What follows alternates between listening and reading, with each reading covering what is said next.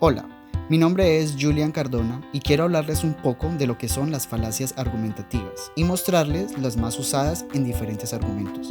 En esta ocasión nos hemos basado en el texto de Díaz. Para iniciar, el autor afirma que analizar y escribir argumentos es un proceso de pensamiento crítico complejo mediatizado por el lenguaje, en el cual se cometen muchos errores en el razonamiento al momento de justificar las conclusiones de los argumentos. Dicho esto, podemos decir que las falacias son razonamientos engañosos que exhiben alguna inconsistencia. Generalmente, quien está argumentando cree que sus argumentos son coherentes con el punto de vista que está defendiendo. Sin embargo, su argumento puede resultar defectuoso, no por fallas en el discurso, sino por fallas en el razonamiento, como por ejemplo, que sus argumentos se apoyen en premisas falsas o que las premisas no son pertinentes para su conclusión. Así podemos concluir que una falacia se identifica fácilmente cuando un argumento se descontextualiza y se tiene un valor o impresión diferente del discurso. Ahora veamos algunas de las falacias más usadas en numerosos argumentos. Iniciaremos con la petición de principio. La petición de principio es una estrategia de persuasión que consiste en inferir una conclusión a partir de una premisa que no ha sido debidamente sustentada. Para esta falacia, nos basaremos en el siguiente ejemplo que nos proporciona el autor. Un alumno de una facultad de Derecho que consideraba que el pensum de la facultad estaba recargado con algunas asignaturas que no eran importantes para la carrera de abogado, dijo: "El español es una materia innecesaria en la facultad de Derecho, por lo tanto, debería excluirse del currículo de nuestra facultad".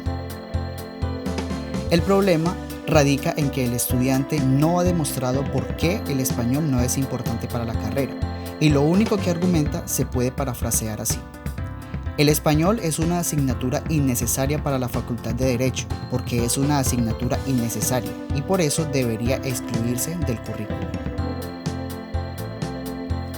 El defecto de esta forma de argumentar es que no se ofrecen verdaderas razones para quienes no comparten la conclusión, y si la comparten, no les convence, ya que no están dando un verdadero argumento. Otra falacia es la conclusión inatinente. Para esta falacia, también nos basaremos en un ejemplo que nos proporciona el autor. Al director de un zoológico se le es cuestionada su administración por el descuido y muerte de varios animales en un lapso de 3 meses, a lo cual respondió de la siguiente manera: "No entiendo la haraca que han armado algunos sectores de la ciudad por la muerte de algunos animales del zoológico que están bajo mi dirección, mientras que en la ciudad mueren 100 o más niños anualmente por negligencia de los servicios de salud, y sobre ese hecho no dicen nada". Las explicaciones que da el director del zoológico pretenden ser razones a favor de su punto de vista, pero en realidad no dicen nada que lo favorezca. Lamentablemente, este tipo de falacias logran su propósito porque explotan las emociones momentáneas de personas que no se dan cuenta oportunamente de que el persuasor se ha apartado de la esencia de lo que se discute y en cambio se limita al análisis de otra situación que, aunque razonable, no sustenta lo que debería. Para la muestra de un botón, vemos muy a menudo cómo los políticos usan esta falacia para evadir preguntas sobre las cuales no tienen respuestas satisfactorias para el público. Falsa relación causal.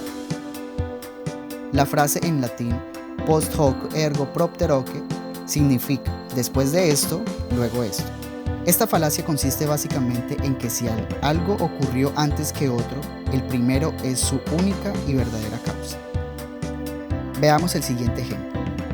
Cuando Margarita se fue a vivir a La Guajira, dejó el café y se pasó al jugo de guayaba. No te imaginas cómo mejoró su asma.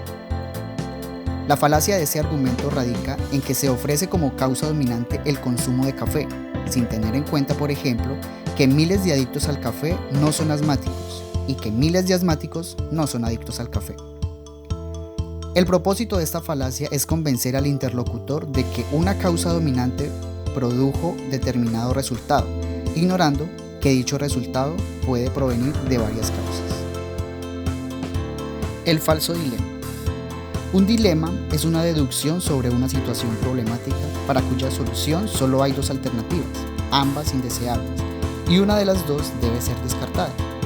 El verdadero dilema es que ambas alternativas son desventajosas, de modo que cualquiera que se escoja no es la deseada para resolver el problema, pero no queda otra opción que decidirse por uno. Miremos el siguiente ejemplo. Andrés no ha llegado a trabajar, o ha tenido un accidente o se quedó dormido. Llamamos a su casa y nos dijeron que Andrés salió a tiempo, entonces tuvo un accidente. Este argumento es un falso dilema, ya que pueden haber muchas razones por las que Andrés no ha llegado a trabajar, desde haber renunciado sin notificarlo hasta haber sido detenido por un policía de tránsito. A las dos alternativas de un dilema se le conoce como cuernos, pues con ellos se pretende acorralar al adversario en una controversia, y quien desea escapar del dilema y es capaz de encontrar una tercera opción metafóricamente se dice que ha escapado de los cuernos del dilema. Ataque personal. Esta falacia consiste en ofender al adversario mediante ataques personales en vez de cuestionar los méritos de sus argumentos. Con esta estrategia, lo único que se pretende es desprestigiar al oponente y restarle credibilidad a las opiniones que esta persona defiende. Si has visto la serie The Good Doctor, habrás notado que el Dr. Morphy, quien es autista, en muchas ocasiones fue desprestigiado por sus pacientes, haciéndole saber a los otros doctores que no querían que él llevara su caso, solo por el hecho de tener este síndrome y cuestionando por qué alguien con esto estaba ejerciendo el papel de médico, haciendo a un lado la sabiduría, destreza y responsabilidad con que el Dr. Morphy resolvía cada caso. Los ataques solo descalifican al atacante. Cuando Carlos habla mal de Daniel, sabemos más de Carlos que de Daniel, y a pesar de lo deshonesto de esta estrategia, mucha gente es persuadida con este procedimiento. Apelación a la piedad y a las emociones. Miremos el siguiente ejemplo que nos plantea el autor. Sí, mi cliente privó accidentalmente de la vida al señor X, pero esa no era su intención. Solo quería quitarle su dinero y el occiso se resistió y el arma se disparó accidentalmente y ya sabemos lo que lamentablemente sucedió. Pero mi cliente no lo hizo por placer. Sus hijos no tenían nada que comer. Ustedes no comprenden lo horrible que es ver a sus hijos acostarse sin tener nada que comer. ¿Son ustedes, señores jurados, conscientes de la suerte que van a correr los hijos de este desgraciado hombre? ¿Qué oportunidades le ofreció el sistema a mi defendido para ahora exigir que le apliquen la máxima pena? ¿Quién va a responsabilizarse por la alimentación y educación de los menores de edad cuyo mayor pecado fue haber nacido en un hogar al que la vida y el Estado le negaron todo? Hablando metafóricamente, con esta estrategia los argumentos están dirigidos al corazón y no al cerebro del auditorio. Por ello, el persuasor recurre a actos de habla que denotan lisonja, alarma, piedad o compasión.